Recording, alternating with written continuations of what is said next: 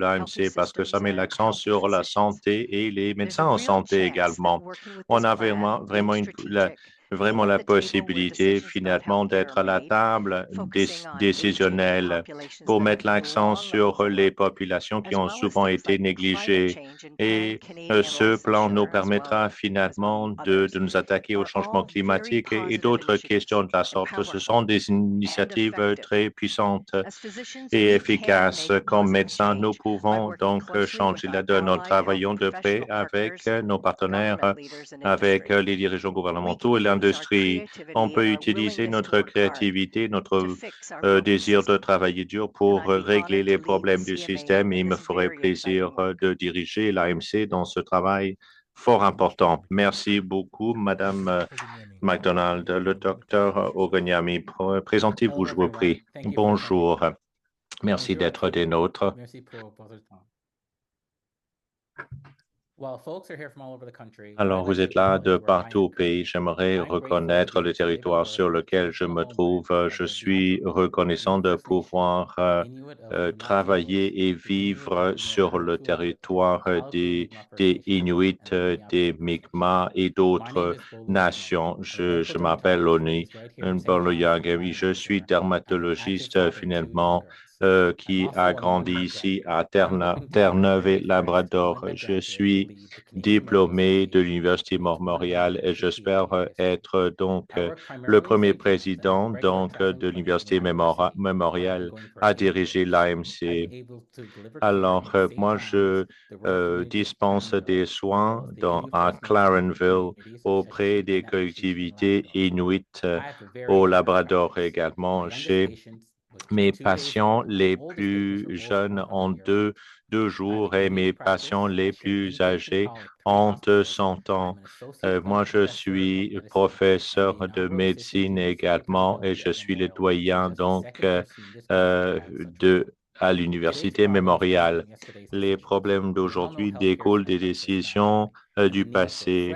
Là, le système de soins de santé est en crise. On a besoin donc d'une nouvelle orientation. J'ai 15 ans d'expérience dans le domaine de la défense des droits.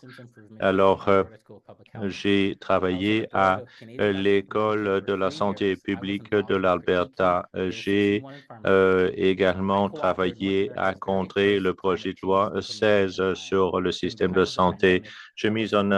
J'ai travaillé à mettre en application un plan pour contrer le changement climatique pendant la pandémie. J'ai participé finalement au comité de vaccination. Je suis en position finalement pour être votre président. Merci beaucoup. On va maintenant passer à la période de questions-réponses avec nos candidats. Alors, les questions viendront donc du public. Nous vous encourageons à utiliser la fonction questions-réponses en bas de votre écran. On va également poser des questions reçues avant cette session. Merci d'avoir posé vos questions. Vous pouvez donc télécharger vos questions. Nous vous demandons finalement d'être respectueux dans vos questions. Les questions qui sont discriminatoires, diffamatoires ou offensantes ou qui violent la confidentialité ne seront pas posées comme mesure exceptionnelle. Tout participant qui continue à poser des questions inappropriées seront exclus. On va commencer avec une question finalement qu'on a reçue avant la réunion de ce soir. Cette question sera posée par le représentant de l'Association médicale de Terre-Neuve et Labrador. Nous avons travaillé avec l'association pour organiser cette session. J'aimerais souhaiter la bienvenue au Dr. Steve Major, président du NLMA, à venir au microphone pour poser la première question de la soirée. Un rappel, chaque candidat aura 2 minutes pour répondre à vos questions. Le Dr. Major, vous avez la parole. Bonsoir. Merci de me donner la possibilité de poser la question. La préoccupation la plus fréquente que nous avons entendue de la part des membres depuis la vente par l'AMC de MD Financial Management sans consultation préalable des médecins est de savoir si l'AMC représente véritablement les intérêts de ses membres. Certains continuent de penser qu'il y a un fossé entre l'organisation et ses membres. Si vous êtes élu président ou présidente, comment allez-vous y prendre pour remédier à cette perception et faire en sorte que l'AMC reste pertinente et alignée sur les intérêts de ses membres? Merci.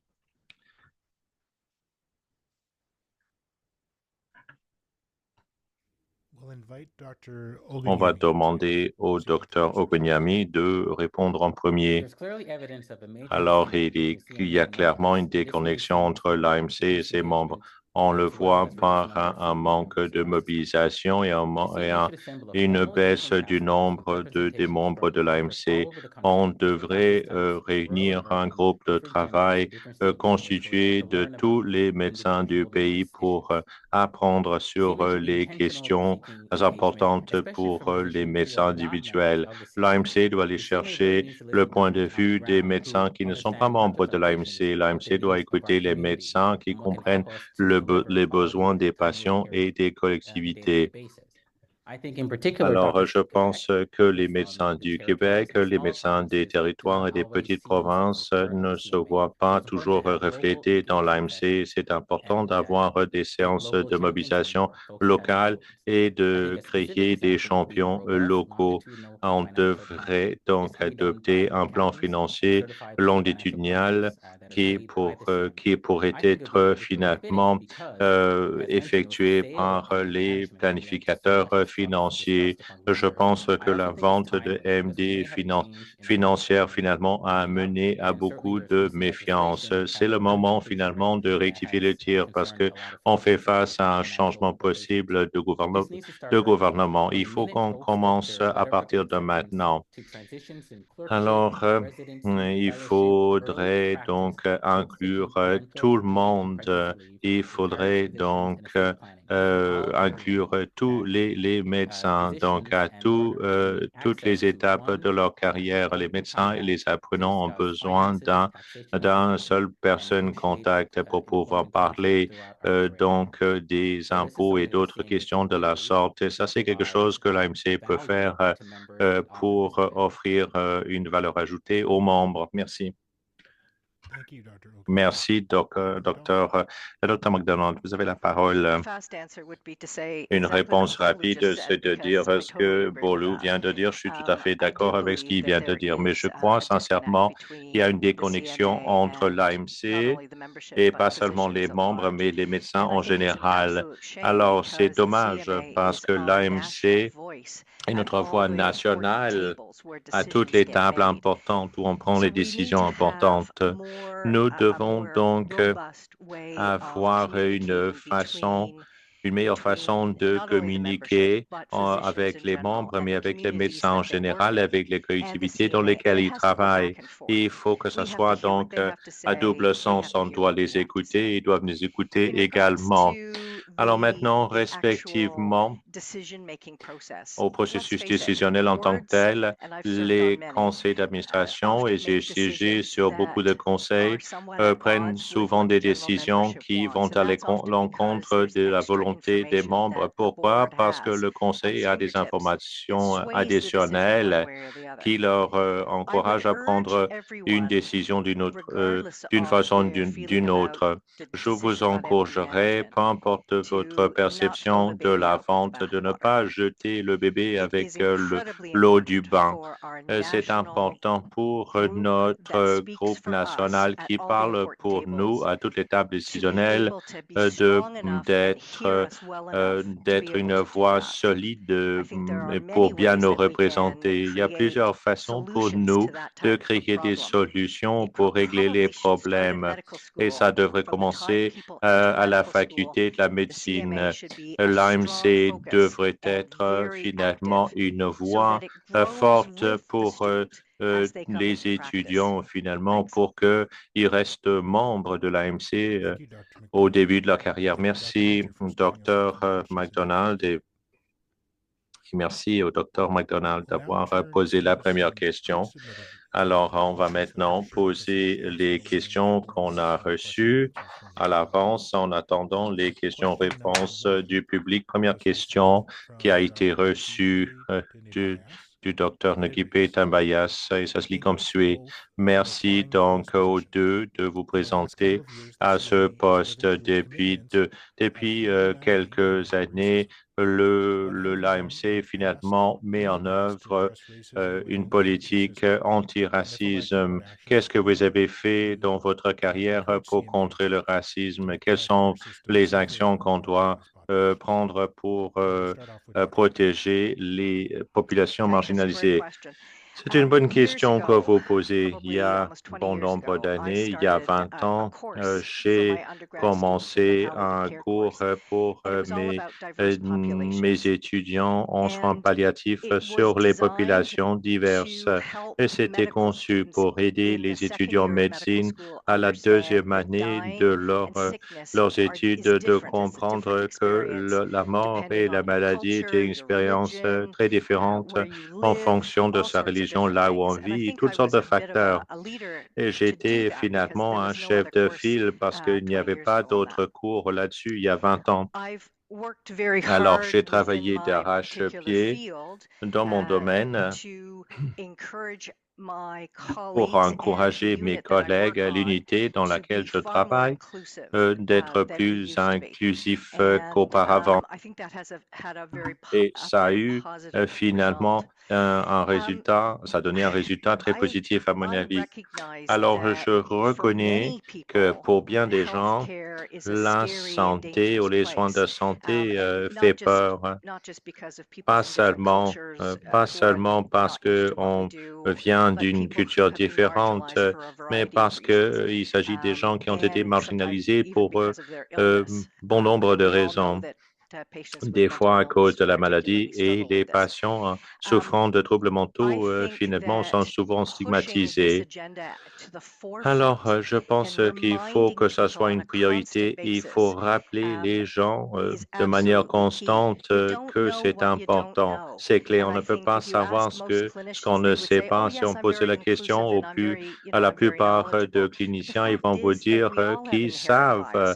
Mais nous avons tous des partis pris. Nous vivons selon la façon dont on a été élevé. Donc, il faut que ça change. Dr. McDonald. Merci beaucoup, Madame, Docteur I McDonald. have a very extensive history of anti-racism. Et alors, j'ai travaillé I've dans le domaine de spoken on l'antiracisme. CBC, Je me suis entretenu avec le Globe and Mail. Alors, j'ai publié des articles dans la plupart des journaux du pays. Alors, j'ai donné un cours à l'université Cornell et Western.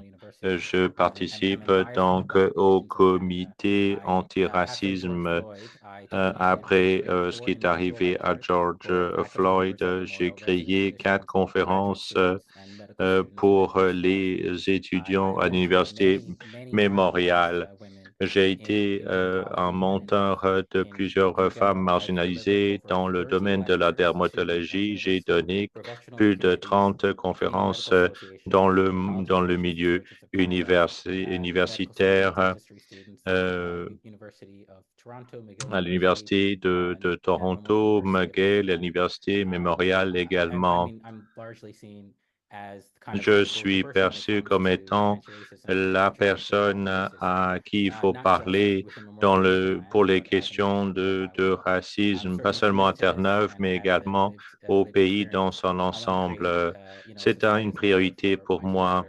Je veux finalement que la société soit meilleure pour mes collègues et les institutions ont un rôle à jouer dans tous les domaines. Et alors, nos institutions de la santé peuvent faire beaucoup plus. Mais finalement, ça commence avec l'individu. C'est quelque chose que je fais depuis le début de ma carrière. Merci beaucoup. Alors, on va maintenant passer aux questions qu'on a posées lors de séances précédentes. Une des questions portait sur les ressources humaines. Les Terre-Neuve et Labrador n'est pas finalement à l'abri de ces mêmes défis. On va commencer avec vous, Dr. Gunyame. Comment envisagez-vous de remédier aux pénuries de ressources humaines en santé au cours des 3 à 5 prochaines années? On a besoin finalement d'un plan robuste, pas seulement pour combler les besoins maintenant, mais les besoins futurs également. Il y a plusieurs choses à faire. Il y a la rétention, tout d'abord, qui doit être une priorité. On doit travailler à retenir les travailleurs de la santé. On sait que ce n'est pas seulement un marché national, on fait face à la concurrence internationale.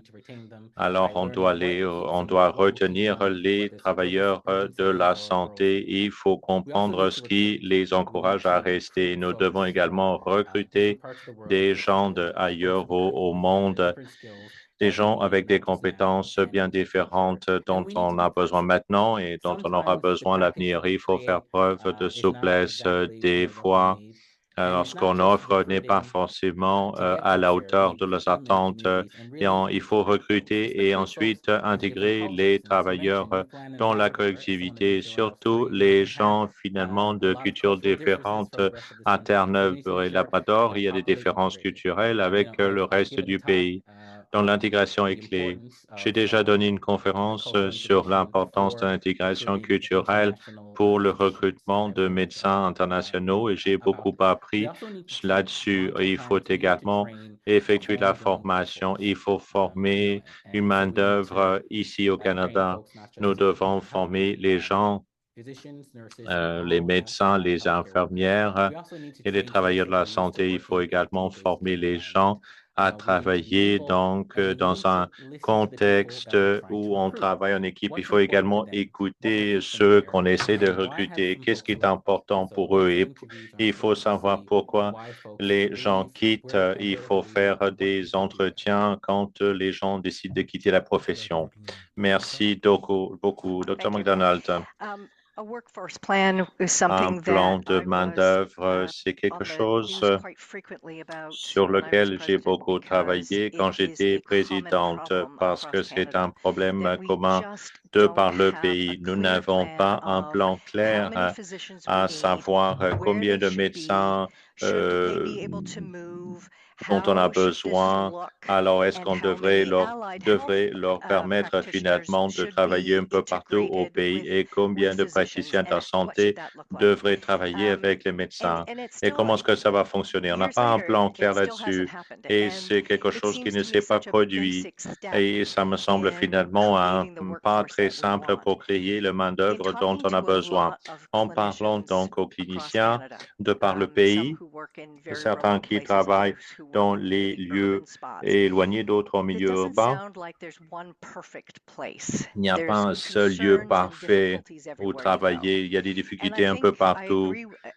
Je suis tout à fait d'accord avec Bolo. Il faudrait parler aux gens qui travaillent dans ces endroits. Il faudrait voir ce qui les frustre, ce qui les rend heureux. Ce n'est pas seulement une question financière. On a tendance à mettre l'accent sur l'argent, mais si on n'est pas content là où on vit, si on n'a pas d'amis dans sa collectivité, si on est sur appel tout le temps, alors peu importe le salaire qu'on vous paye, vous allez être malheureux. Donc, il faudrait qu'on se penche sur toutes ces questions-là. Je suis tout à fait d'accord avec la question de rétention. Nous avons beaucoup de médecins, mais n'arrivons pas à les retenir. Pourquoi pas? Alors, c'est une question qui se pose. Pourquoi les étudiants en médecine décident-ils de ne pas aller en soins primaires et pourquoi ils ne sont pas intéressés à travailler en milieu rural? Il faudrait qu'on étudie cela et il faut encourager donc nos propres étudiants à rester ici. Merci beaucoup. Alors, la prochaine question est une question pertinente, surtout pour moi-même. Je vis dans le nord de l'Alberta. On a connu des incendies pendant les étés qui viennent de s'écouler. Que feriez-vous finalement pour appuyer les initiatives pour améliorer la santé planétaire, pour réduire l'incidence du changement climatique sur la santé et l'environnement? Et j'ajouterai ce qui suit. Comment est-ce que vous comptez préparer les apprenants, les médecins à comprendre l'incidence du changement climatique sur la pratique? On va commencer avec la docteure McDonald. Merci beaucoup. Le changement climatique n'était pas quelque chose dont on parlait quand j'étais à l'université. Je ne sais pas si on en parle en milieu universitaire maintenant. Je ne pense pas beaucoup. Et on sait que il y a une incidence énorme sur la santé. S'il fait trop chaud, si les cultures ne poussent pas, s'il y a plus d'insectes finalement.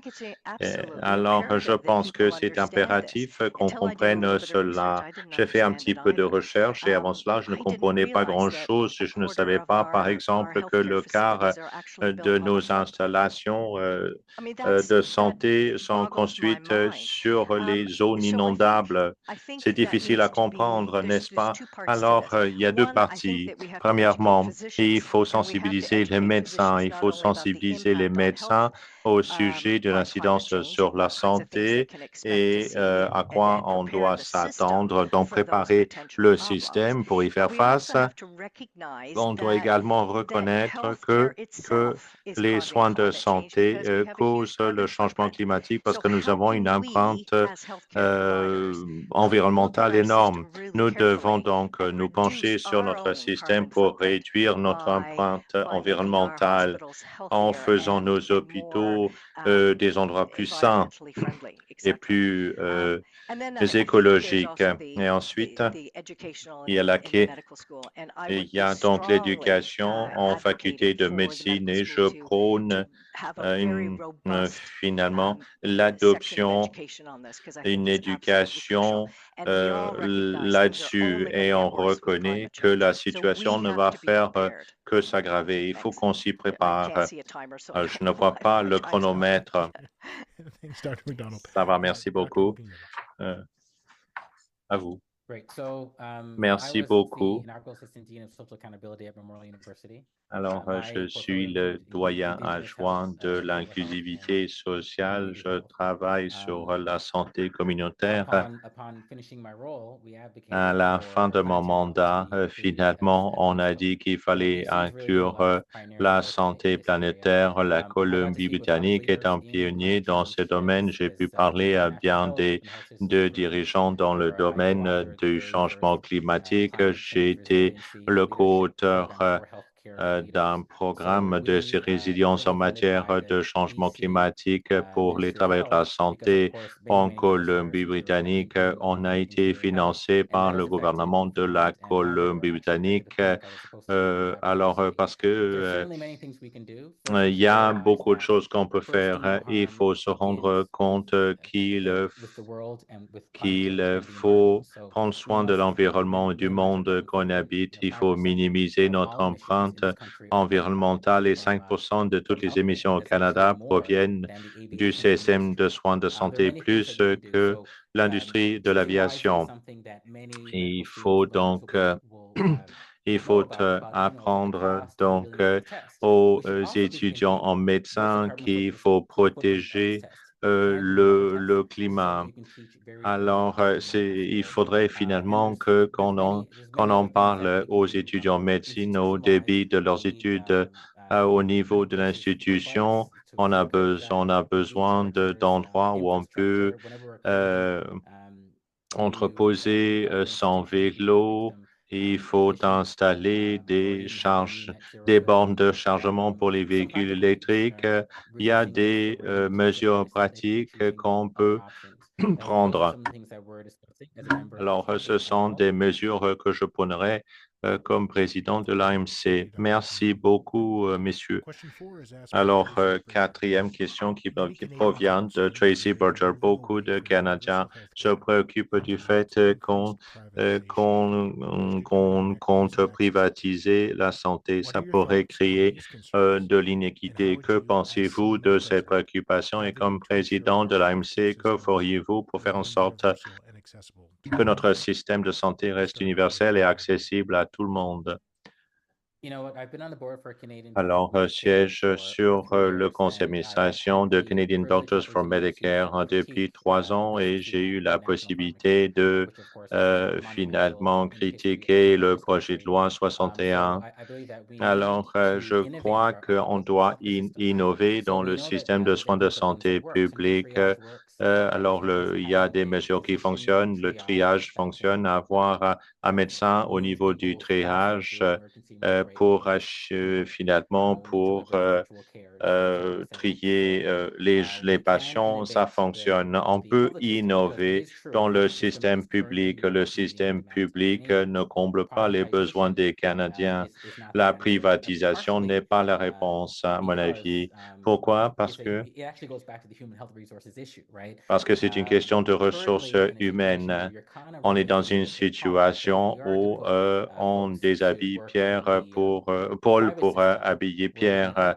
Alors, si on privatise certains pans du système de santé, d'où vont provenir ces médecins du système public? Ça ne va faire qu'aggraver l'accès aux soins publics pour les plus vulnérables. On doit faire preuve de créativité. Il faut innover dans le système de public. Il faut qu'on protège l'accès aux soins. Alors, il faut également penser à la prestation privée. C'est quelque chose qui a lieu. Il y a beaucoup d'avantages qui en découlent. Les soins à l'extérieur des hôpitaux fonctionnent et il faut garder finalement un œil là-dessus. Moi, je travaille également dans une clinique privée à l'extérieur de l'hôpital. Je sais qu'il y a des avantages qui en découlent. Merci beaucoup, Dr. McDonald. Merci beaucoup.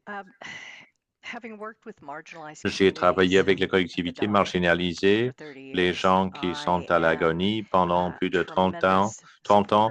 J'appuie le système public et je reconnais que le système qu'on a hérité inclut finalement une prestation privée. Il y a bien des gens qui n'ont pas de prix de couverture pour leurs produits pharmaceutiques. Beaucoup de mes patients ne peuvent plus se permettre leurs médicaments, par exemple, les opiacés, par exemple.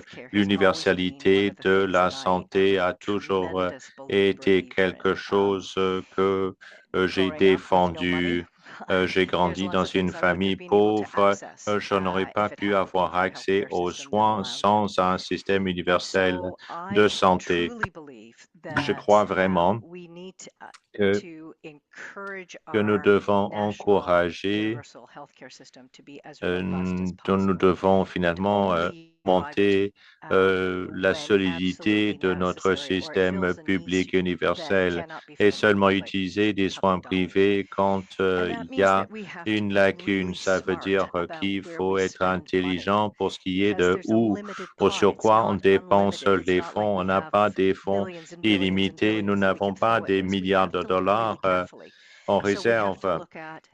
Nous devons donc finalement penser à ce qui fonctionne, ce qui ne fonctionne pas, qui devrait recevoir tel ou tel soin ou service, comment établir, comment prioriser. Nous devons dépenser de manière intelligente sur les médecins dans le système de soins de santé également. Qui devrait faire tel ou tel travail?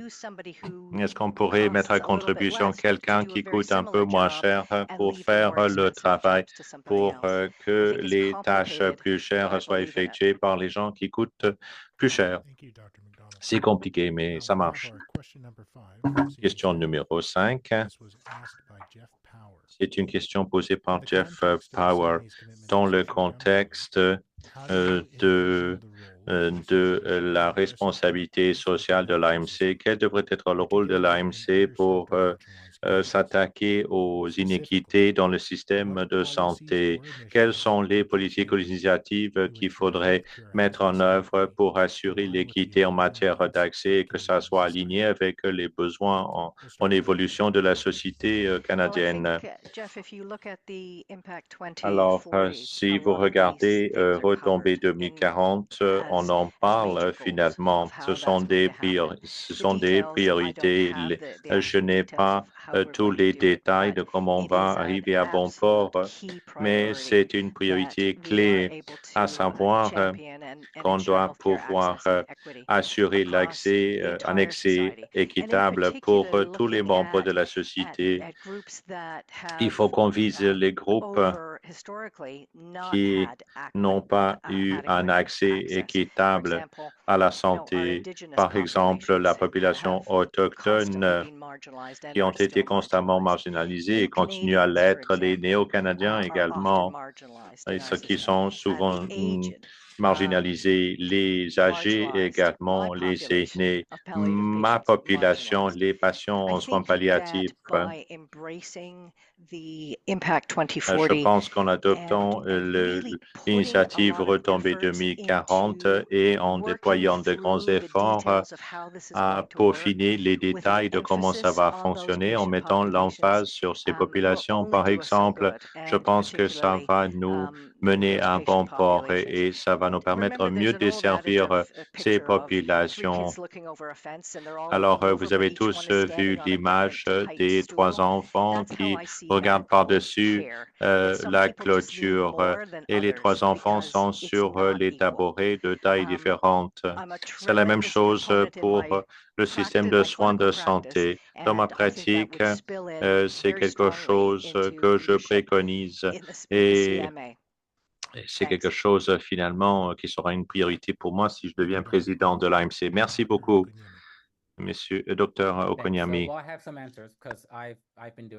J'ai quelques réponses parce que je fais déjà cela.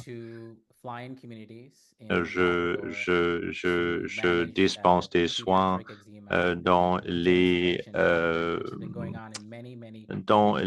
endroits éloignés de Labrador. Alors, c'est important d'aller rencontrer les gens où ils sont, de travailler dans leur collectivité et d'écouter leurs problèmes en personne. Bien des gens l'apprécient, les Autochtones ont apprécié finalement les soins que j'ai dispensés. Les gens se sentent à l'aise chez eux avec leurs proches. Ça leur économise de l'argent, de l'effort. Ils ne sont pas obligés de se déplacer vers une grande ville. C'est important de faire cela parce que c'est plus facile à déplacer un médecin que de déplacer des douzaines de patients qui m'ont consulté. Alors, moi, j'ai souvent des cliniques mobiles. Et il faut aller rencontrer les populations autochtones là où elles sont. On a besoin finalement des soins adaptés à la culture des gens. Chaque personne devrait avoir accès à des soins médicaux adaptés à leur culture. Il faut également former ce travailleurs de la santé là où ils sont. Alors, on a besoin finalement d'offrir la possibilité d'étudier en milieu rural également. Il faut faire preuve de créativité. Il y a un exemple qui est la Saskatchewan. Ils prennent les gens en milieu rural, ils amènent à Saskatoon et leur montrent comment utiliser un ultrason et reviennent dans leur collectivité pour dispenser les soins. Ça, c'est un exemple pratico-pratique qu'il faudrait imiter ailleurs. Merci beaucoup. Question numéro 6. Le président de l'AMC communique régulièrement avec les médecins, les apprenants en médecine, les décideurs politiques et le public. Veuillez nous faire part de vos compétences et votre expérience en matière de communication avec ces divers groupes. Alors, merci beaucoup. Je suis d'accord. Alors, un de nos rôles, c'est d'être un porte-parole. Moi, j'ai peaufiné mes compétences en communication, à la fois orale et à l'écrit. J'écris des articles dans les journaux. C'est important de pouvoir communiquer avec tout le monde. Je donne des conférences, mais je parle également aux gens de la collectivité. Alors, j'enseigne à l'hôpital, mais j'offre des conférences sur les soins communautaires un peu partout à Terre-Neuve et Labrador. C'est important de parler à tout le monde et d'utiliser des compétences de communication différentes. Je fais des conférences TEDx également. C'est important finalement d'utiliser toutes les compétences de communication qu'on a là. Alors, je suis un expert en communication. Il faut adapter son style de communication selon son public. Des fois, il faut parler politique. D'autres fois, il faut rester au plus simple. Heureusement, j'ai su communiquer de plusieurs façons selon le public. Je sais que j'ai les compétences nécessaires pour être la voix nationale des médecins. J'ai siégé sur 5 conseils d'administration et j'ai été très actif à défendre les droits de plusieurs groupes au niveau national et provincial. J'ai été directeur des communications de Resident Doctors de la Colombie-Britannique et j'ai aidé d'autres à trouver leur voix. Alors que ce soit parler au nom des apprenants en médecine ou des populations marginalisées, de la collectivité ou de notre profession, alors j'ai les compétences nécessaires. Merci beaucoup. La Dr McDonald. Merci beaucoup. Je travaille dans un domaine qui est à 90% communication. J'ai eu plusieurs années d'expérience finalement à traiter des patients, des familles, traiter avec les familles et les collègues. Comme Boulou, j'ai écrit plusieurs revues, dont un manuel d'enseignement. L'éducation est quelque chose qui est très facile pour moi. J'écris également des romans. Dans mon temps libre, j'ai donné beaucoup de conférences également. Si vous avez regardé les nouvelles pendant ma présidence de l'Association de médecins de Terre-Neuve et Labrador, vous m'aurez vu et je communique de manière efficace. Au bout de 4 ans, nous avons pu obtenir notre négociation collective et le ministre de la Santé a pris sa retraite.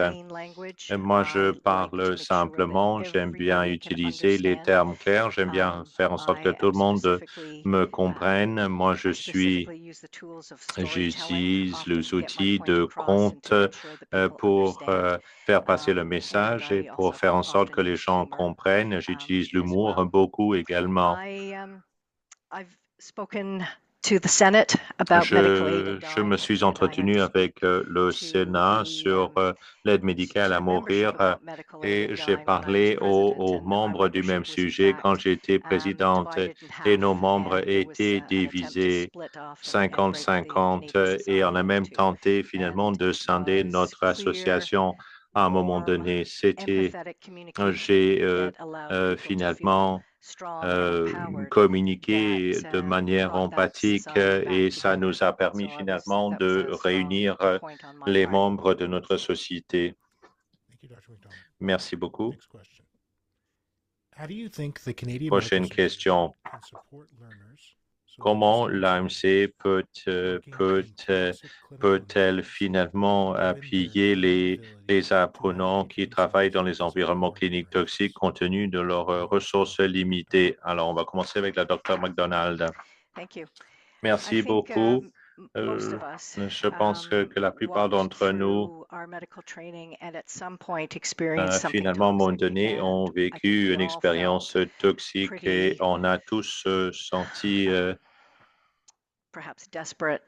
un sentiment de désespération. On s'est senti certainement impuissant. L'AMC, dans l'initiative Retombée 2040, finalement, parle de cela justement. Et on parle donc d'un contexte de sécurité, d'une culture sûre où pratiquer la médecine. Et j'espère que par l'entremise de cette initiative, qu'on peut vraiment prôner, finalement, favoriser les intérêts des apprenants et des résidents. Et il faudrait créer un espace sûr pour qu'ils puissent communiquer avec nous. Et il faudrait leur donner les outils pour leur permettre de tenir tête à ceux qui les traitent mal. Alors, notre faculté de médecine à l'Université Memorial a fait du bon travail sur les mesures anti-harcèlement et a fait beaucoup de progrès dans ce domaine. domaine. Et je pense que ça pourrait être intégré dans le travail clinique.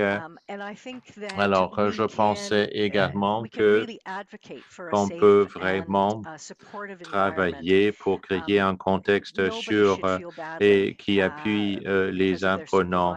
Personne ne devrait être traité, maltraité par son superviseur ou pour qui que ce soit. Nous méritons tous le respect des autres. Et je pense que quand on donne du respect, on devrait finalement être respecté au retour. Merci beaucoup. I had the opportunity to serve J'ai eu la as a founding possibilité faculty member d'être of World donc Anti-Black Racism Accreditation Group. membre We work donc closely du with the groupe local d'accréditation anti-racism anti-racisme du Collège Royal a number et on a of travaillé à that élaborer protect, plusieurs students politiques and pour residents. protéger les So we résidents, les developed clear étudiants. requirements for safe and Nous effective avons reporting mechanisms élaboré to des address mécanismes de racism and other signalement forms of pour nous oppression permettre in de the workplace nous of medical learners. attaquer We also advocated for au mandatory racisme. anti-racism On a training for également anyone involved in teaching travailler residents and pour learners. qu'on Personally, I apprenne created I qu'on created all of the apprenne professionalism modules at Memorial des University that mesures specifically relate to anti-racisme anti-racism in the à workplace, and that tous applies les both to professeurs medical en students and learners in médecine. particular, but also to Moi, faculty members je as pense well. que So les I mêmes created, of course, the mesures module devraient within the group, s'appliquer à tout le monde. Moi, j'ai and créé revised the un, rest of un module professionalism et module because I'm seen à as cet égard. having Moi, experience je in this suis area. perçu comme ayant de So l'expérience I do think it's dans very ce important domaine. C'est that très we protect, important we protect qu'on folks. protège There was les gens. recent issues with the Alors, il y a tendering eu des problèmes of cards and récemment whether the AFMC would avec, own it or whether it would continue to be shared with the CFMS, RDoC and other members. avec I had the certains, fortune to be speaking avec certains, certaines personnes. Moi, je me suis entretenu avec l'association donc des étudiants en médecine.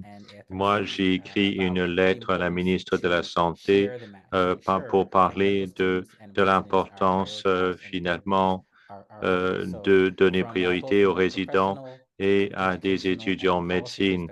Alors, du point de vue de l'éducation et de la politique, je suis très actif pour protéger les apprenants en médecine. Merci beaucoup.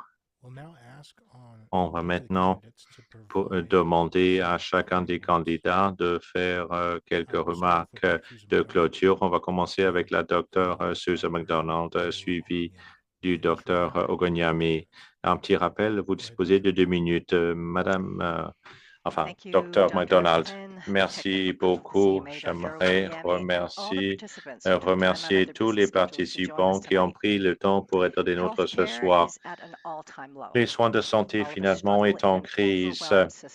Nous travaillons dans un système débordé. Tous les médecins veulent prendre soin de leurs patients avec très peu d'ingérence bureaucratique. Tous les médecins veulent être respectés, valorisés pour leur travail. Je suis optimiste. C'est toujours possible. Et je pense que c'est la force des médecins du pays qui est essentielle. Les médecins savent innover. La COVID en est un exemple parfait. On doit profiter de cette innovation et de cette force pour aller de l'avant, même quand on est fatigué et quand on a l'impression d'être finalement coincé. Retomber 2040 est une bonne initiative. On a besoin de grands changements à l'avenir. Le système de soins de santé dans lequel on travaille était conçu il y a des décennies. Quand le contexte était très différent, nous devons accepter le changement. Ça veut dire travailler en équipe, réimaginer nos rôles, accepter l'intégration de l'intelligence artificielle. Nous voulons pouvoir dispenser les meilleurs soins que possible à nos patients et pour cela, il faut une main-d'œuvre résiliente. Et pour y arriver, il faut innover, il faut faire preuve de créativité. Moi, je crois fermement qu'on doit être à la table décisionnelle et on doit avoir une voix directe. Si vous n'êtes pas à la table, vous êtes finalement sur le menu. On a besoin d'un leadership qui vise à offrir les meilleurs soins à nos patients. Et je me présente à ce poste de président. Dr. Nganyami, on ne peut pas accepter le statu quo. On ne peut pas accepter l'état actuel des soins de santé, devoir attendre 22 heures pour être vu, les chirurgies annulées à répétition. On ne doit pas devoir s'adapter, enfin, accepter les attentes. Les systèmes de santé fragmentés ne doivent pas être la norme. Je ne vais jamais accepter que les patients reçoivent une piètre qualité de soins. Beaucoup de médecins, finalement, travaillent en situation de crise. On a besoin d'un changement de paradigme. On a besoin d'un véritable changement.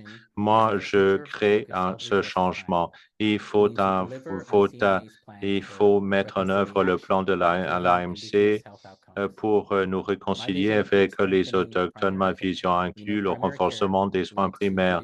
Les soins primaires mènent donc à une réduction de coûts, d'inéquité et de meilleurs résultats. On a besoin donc de soins en équipe.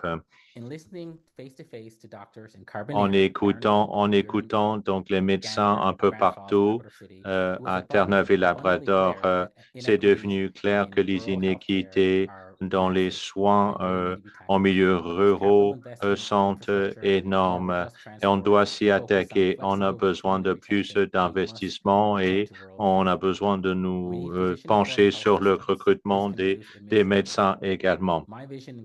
Ma vision inclut des systèmes de soins de santé interopérables et l'adoption de l'intelligence artificielle. Si je suis élu président, je vais travailler à améliorer le système pour le tout. Je vais créer une main-d'œuvre solide également. Donc, votez pour moi. Merci.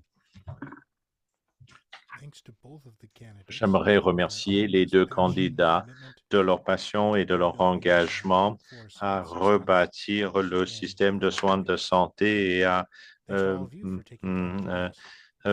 faire en sorte que nos patients soient en santé. Nous avons deux sondages, questionnaires. Votre rétroaction est importante pour qu'on puisse améliorer les sessions futures.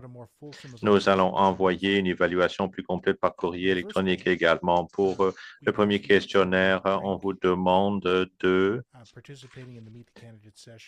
finalement dire si la participation à cette séance de présentation de personnes candidates a été utile ou pas. Donc, prenez quelques instants pour y répondre. Merci. Deuxième question. Alors, sentez-vous plus près finalement du travail de l'AMC après avoir écouté les candidats? Maintenant, prochaine étape, demain, le 20 novembre. Une invitation à voter sera envoyée par courriel aux membres de l'AMC de Terre-Neuve et Labrador, dont l'adhésion a été active le 8 novembre. La période électorale débute demain, le 20 novembre à 8 heures, heure de l'Est, 9h30, heure de Terre-Neuve, et se termine à 16h30. 18 heures, heure de Terre-Neuve, le 4 décembre. Les résultats des élections seront déclarés au plus tard le 6 décembre. Si vous ne connaissez pas votre statut de membre, veuillez envoyer un courriel à membership@cma.ca. Le candidat élu sera soumis à l'approbation du Conseil général de l'AMC lors de l'Assemblée générale annuelle qui se tiendra le samedi 31 mai 2025. Nous cherchons à pourvoir les postes vacants en 2025 au sein du Conseil d'administration de l'AMC et de plusieurs comités. Pour plus d'informations, veuillez cliquer sur le lien dans le chat. La date limite pour postuler le 31 décembre. Merci d'avoir été des nôtres. Merci et miigwech.